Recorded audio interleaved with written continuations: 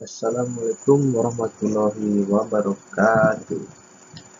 Di sini saya Nandi Galu akan membahas tentang analisa kasus program corporate management pada PT KAI. Oke, kita langsung saja.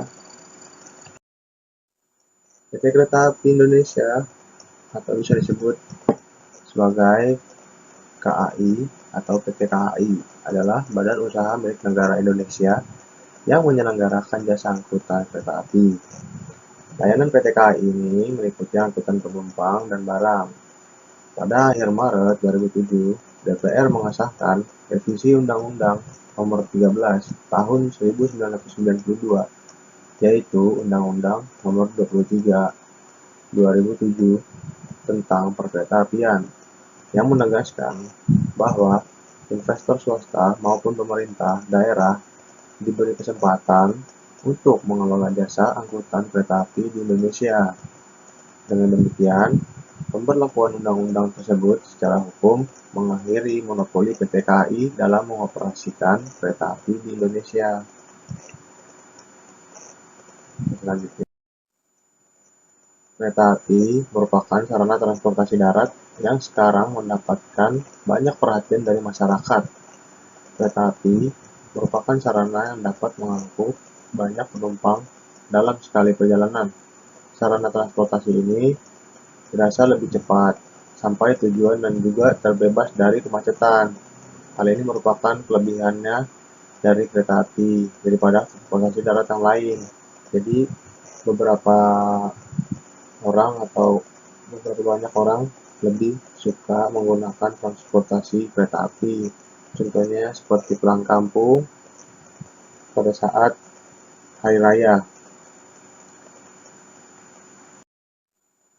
Visi misinya, pertama visi menjadi solusi ekosistem transportasi terbaik untuk Indonesia. Misi PT KAI yang pertama, untuk menyediakan sistem transportasi yang aman, efisien, berbasis digital, dan berkembang pesat untuk memenuhi kebutuhan pelanggan. Dan yang kedua, untuk mengembangkan solusi transportasi massal yang terintegrasi melalui investasi dalam sumber daya manusia, infrastruktur, dan teknologi. Dan yang terakhir, untuk memajukan pembangunan nasional melalui kemitraan dengan para pemangku kepentingan, termasuk memprakarsai dan melaksanakan pengembangan infrastruktur penting terkait transportasi.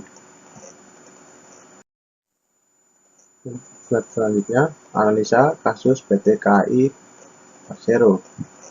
Kasus PT KAI ini bermuara pada perbedaan pandangan antara manajemen dan komisaris, khususnya komisaris yang merangkap sebagai ketua komite audit, di mana komisaris tersebut menolak menyetujui dan menandatangani laporan keuangan yang telah diaudit oleh auditor eksternal.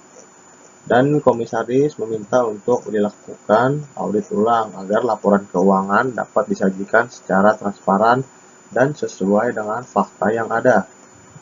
Menerapkan proses GCG dalam suatu perusahaan bukanlah merupakan suatu yang mudah.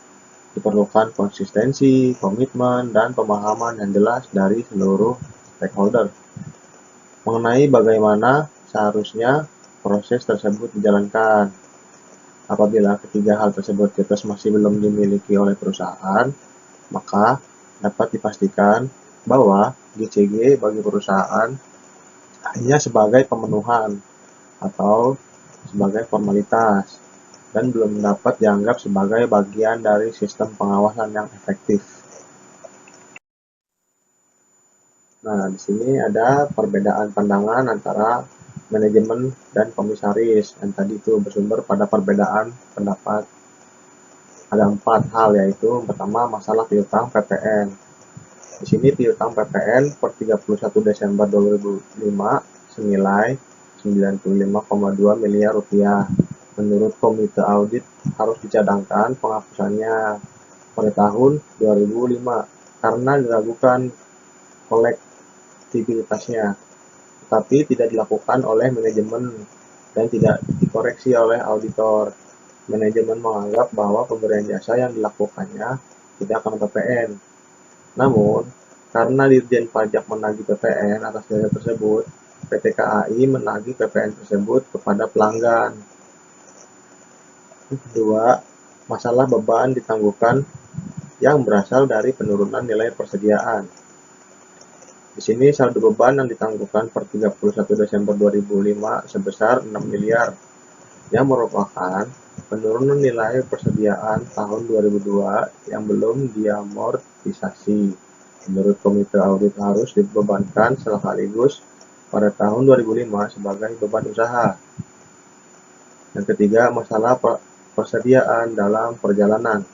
Berkaitan dengan penghasilan, persediaan cukup cadang 1, miliar rupiah yang dialihkan dari satu unit kerja ke unit kerja lainnya di lingkungan PT KAI yang belum selesai proses akuntansinya per 31 Desember 2005. Menurut Komite Audit, seharusnya telah menjadi beban di tahun 2005. Dan yang terakhir, masalah bantuan pemerintahan yang belum ditentukan statusnya dan penyertaan modal negara. Masalah bantuan pemerintahan yang belum ditentukan statusnya bisa disingkat sebagai BPYBDS sebesar 674,5 miliar rupiah dan penyertaan modal negara sebesar 70 miliar rupiah. Dalam laporan audit digolongkan sebagai pos tersendiri di bawah hutang jangka panjang. Menurut Komite Audit harus dideklarasikan Menurut Komite Audit harus direklasifikasikan menjadi kelompok ekuitas dalam neraca tahun buku 2005. Nah, di sini menurut teori dan best practice dalam Good Corporate Governance, Dewan Komisaris dalam menjalankan peran dan tanggung jawab memiliki 3 fungsi. Yang pertama, yaitu advising, memberi nasihat bagaimana seharusnya direksi bersikap. Oleh sebab itu, sebaiknya Dewan Komisaris terdiri dari beberapa latar belakang. Dan yang kedua, protecting, melindungi perusahaan dari sesuatu yang tidak diharapkan. Misalnya itu memberikan argumentasi dan pendapat independen yang kuat atas sesuatu yang dapat merugikan perusahaan dan tidak sejalan dengan prinsip-prinsip GCG. Dan yang ketiga, supervising, mengawasi pengelolaan perusahaan agar mampu menciptakan value yang optimal bagi stakeholder.